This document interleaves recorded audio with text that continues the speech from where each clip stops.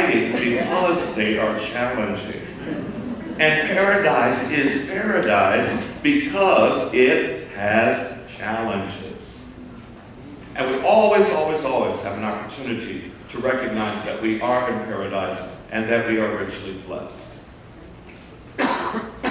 In my class yesterday, we were going around the room saying, what do you love most about unity and how long have you been in unity? And we had many responses.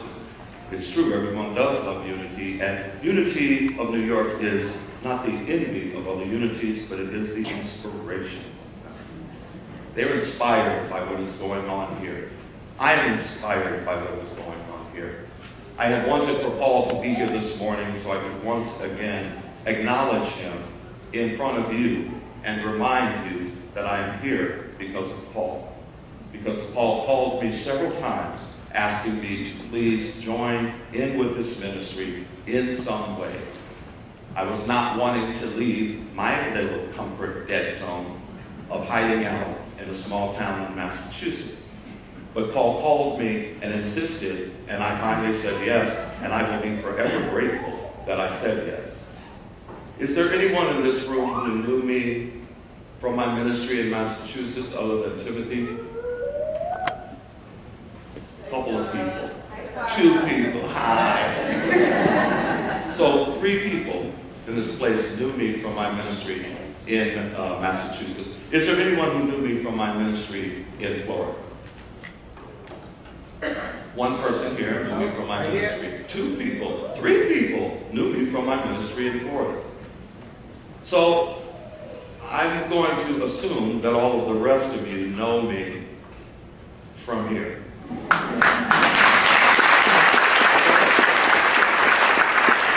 my being here, if you like me, is why you like me. My being here, if I like you, is I like you because I know you. I know you because I met you. And I met you because Paul hired me to be here. Someone in the circle yesterday in class said, I only come when you're there. And I said, that doesn't make me feel good. It scares me. It scares me. I've had people say that to me in the hug line over the years. And I've stood next to Paul in that hug line, listening to people say, I only come the last Sunday of the month. I know you're going to be here. And I said, don't do that. Don't do that. Come all the time. Don't do that. And I wondered how Paul felt, and I know the effect on the ministry is a non-positive one. This ministry is a campfire. It's a fire in the wilderness that invites you, every one of you, to gather around it, to give you light, and to give you warmth, and to give you heat. I am not the campfire. The church, the center, is the campfire. I may be one of the logs on that fire, but I'm not the fire. I'm simply one voice among the many voices that inspire you on this platform to remember who you are and whose you are. I'm not the star of this show. You are the star of this show. I've had people say to me, I said to the person in class, I said, you and people like you who only come when I went on the last Sunday of the month, that's been your MO since I was hired here to be here the last Sunday of the month, you're probably the reason why I'm not here the last Sunday of the month anymore. Because that's not cool. That's not okay. And that needs to be shaken up. That's a comfort zone.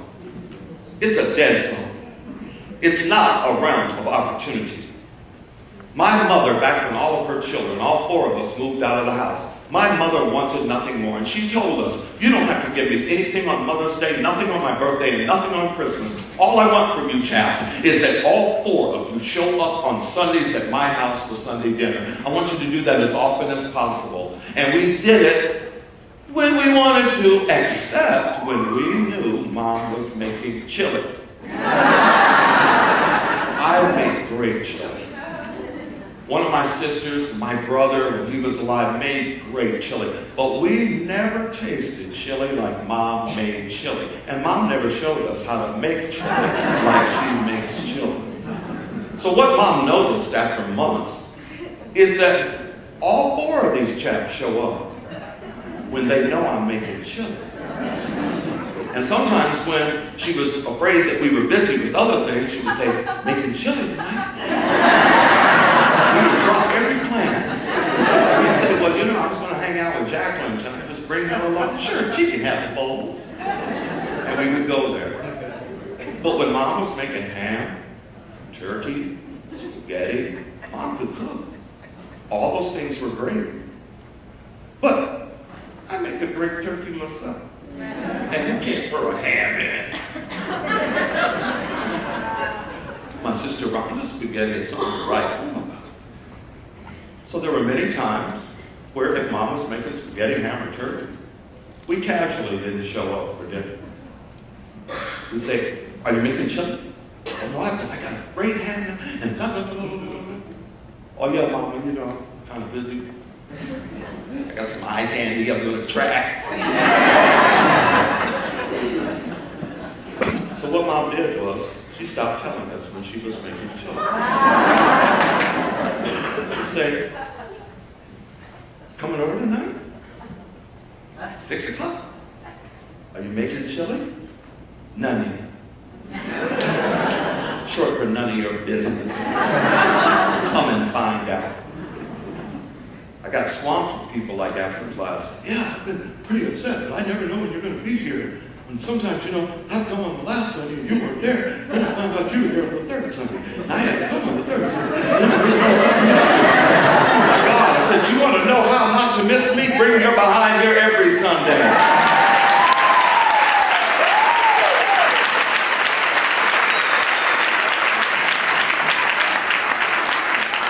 My brother and sister started going to Mom's house every Sunday because we never knew when she was going to have chili and we didn't want to miss it. Well, what I don't want to be at Unity of New York is Mama's chili for anybody here. I really don't. I want you to get that whether it comes through my mouth, Britt's mouth, or Paul's mouth, or any guest speaker's mouth, whether it comes through the mouth of the prayer chaplains, counselors, people in the bookstore, everything about this place is a fire in the wilderness, meant to give you warmth and comfort and light. This is the house of God, which exists to remind you that you are the house of God. And it doesn't have to come through Carly. It can come through and does come through everybody. I told the class every single item in that bookstore is designed to uplift you and to remind you who and whose you are. It's designed to inspire you and to give you the courage and the strength to make it through another day, even if you find yourself in the valley of Elah facing yet another giant. I said in class yesterday, you can't even find a get well card in that bookstore. You can find a card that says you are well. You are whole. You are healed.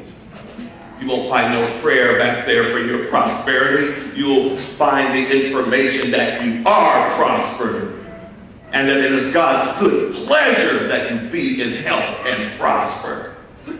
You will be encouraged to count your blessings by me or Paul or whoever Paul trusts to walk this platform and to tell it like it is. I am not Mama's chili. I am blessed to be here. 2 people, 3 people knew me from Florida. 3 people from Massachusetts. If you know me because Paul brought me here. It is Paul you should thank every day and in every way, if you like me, for the opportunity to know me. If you have been inspired by me, you probably never would have found me in Montague, Massachusetts. You probably never would have even gone there. And if you ever went to Amherst, Massachusetts, you probably would have gone to a bigger church with nicer seating and air conditioning. You probably wouldn't have stopped on the little 1-block street called Gaylord and walked into this little bitty church called Hope Community Church, pastored by Carlos Wayne Anderson, that when my friend from Florida and California came for the first time and drove up to, he went, oh, oh, they are calling Carly's clothes.